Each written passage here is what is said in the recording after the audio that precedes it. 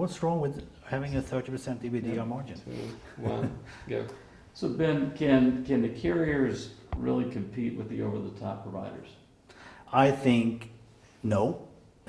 I think the OTTs are actually still very good news for the operators. We have to remember that before we had application markets like you have with Apple, like you had in the Android system, we didn't have much innovation. The reason why we consume that much data and the reason why people are so attached to their smartphones is because of the innovation that has come from outside our industry. So in many ways, OTTs are operators' best friends, and they are the answer why there's still growth in traffic and usage from customers. Mm-hmm.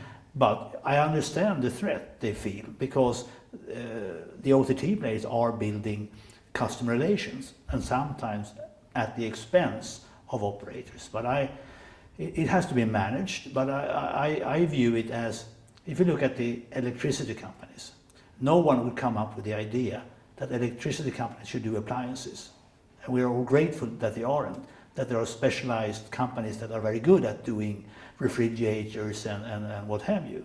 So that separation of access and service and product is not unlogical in any other industry. It's just in the telecom world we think that the operator should play a bigger role. And I don't necessarily agree with that should be the case.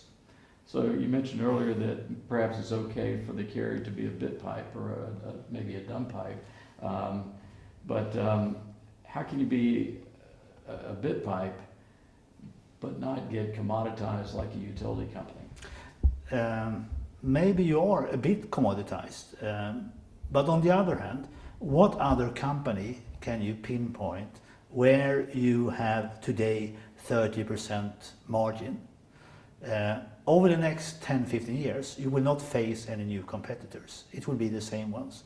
And as long as you manage cost and your business properly, you will still be at 30% margin 10-15 years from now. I don't know of any other better industry. That's a great finish line. So that's